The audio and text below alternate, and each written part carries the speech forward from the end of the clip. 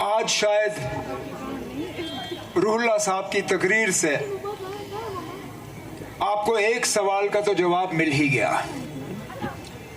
क्योंकि अक्सर बेशतर मुझसे सवाल ये किया जाता है कि श्रीनगर में आगा रूहुल्लाह मेहदी साहब को मैंडेट क्यों, और उसका जवाब रूहुल्लाह साहब की तकरीर में है। क्योंकि ये उम्मीदवार वो शख्स हैं जो मौक़िफ़ से हटते नहीं, उनको इस बात की परवाह नहीं है कि उनके किसी चीज़ का कहने से किसी को नाराज़गी होगी, किसी को बुरा लगेगा, कोई खुश होगा या नाराज़ होगा। इनके जहन में एक ही बात है कि जो सही है वो सही है, जो मौक़िफ़ है उससे हटना नहीं है। और इंशाअल्लाह जब वो आपके वोटों को लेके यहाँ से जून के पहले हफ्ते में कामयाब होकर आपकी नुमाइंदगी करने के लिए दिल्ली पार्लियामेंट चला जाएगा, तो इसी तरह दमदार और ज़ोरदार तकरीरों में वो आपकी नुमाइंदगी जो है यहाँ से करता रहेगा। और यही आपको चाहिए, यही आपको चाहिए, क्योंकि हमने बहुत नुमाइंदे ऐसे भी देखे जो यहाँ से गए और खामोश हुए। हमने वो लोग भी देखे जिन्होंने बीजेपी के खिलाफ वोट मांग के उन्हीं के साथ फिर हाथ मिलाया।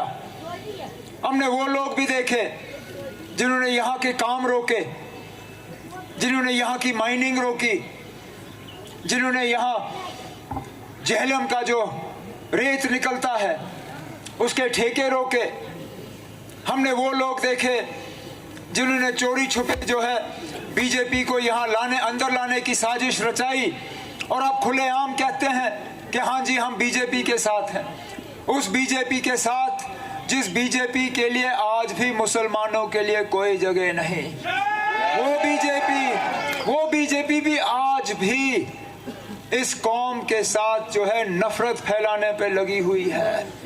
और अफसोस की बात यह है कि उनको इस बात का एहसास जरा सा भी नहीं है कि इलेक्शन तो 3 जून को खत्म होगा। 3 जून को इलेक्शन खत्म होने के बाद जो 4.5 साल और 5 साल इस मुल्क को चलना होगा, कैसे चलोगे इस तरह नफरत फैला के? कहीं मंगलसूत्र की बात, कहीं जमीन की बात, लेकिन मकसद ये कि किसी ना किसी तरह तनाव पैदा हो, दुश्मनी पैदा हो, नफरत फैल जाए।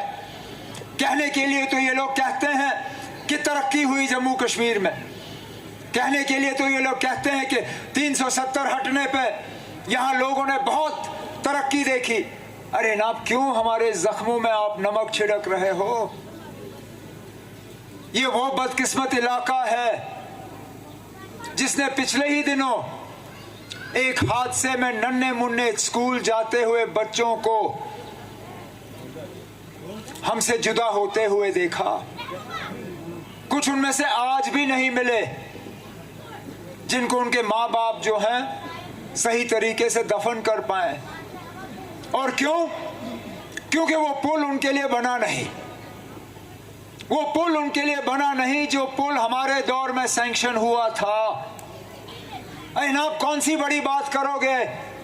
आप कारखानों की बात करोगे, आप इन्वेस्टमेंट की बात करोगे, आप टनलों की बात करोगे, आप हवाई अड्डों की बात करोगे, आप रेल की बात करोगे। अरे जनाब, सिर्फ इस पुल की ही बात करें, समझाएं यहाँ के लोगों को आखिरकार क्या वजह थी कि उन मासूम बच्चों को किश्ती के जरिए ये दरिया पार करना पड़ा, जबकि उनके लिए एक पुल का प्रोजेक्ट तैयार हुआ था।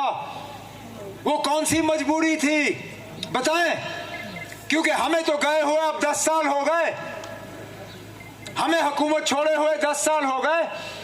हमारे बाद जो आए, जो आज दोबारा आपसे वोट मांग रहे हैं, जिन्होंने 2014 में एक लिबास पहन के मांगा था, जो आज दूसरा लिबास पहन के मांग रहे हैं, कम से कम वो इस बात का जवाब दे कि जब आपने अपने कीमती वोटों से उनको जितवाया, मैं भी उस वक्त उम्मीदवार था, मैं रह गया, मुझे छोड़ के आपने उनको पसंद किया, आपके वोट लेके उसने किया क्या? क्या फायदा किया आपका, आपके लिए उसने? यहाँ की माइनिंग अगर बंद हुई तो उनके दौर में बंद हुई। अगर वो पुल का प्रोजेक्ट रुका तो उनके दौर में रुका। अगर यहाँ प्रॉपर्टी टैक्स लगना शुरू हुआ बदामी बाग कंटोनमेंट एरिया में, जहां इस शहर में और कहीं नहीं लगता, कहीं नहीं, मां सिवाय इस इलाके में, इनके दौर में यह सिलसिला शुरू हुआ।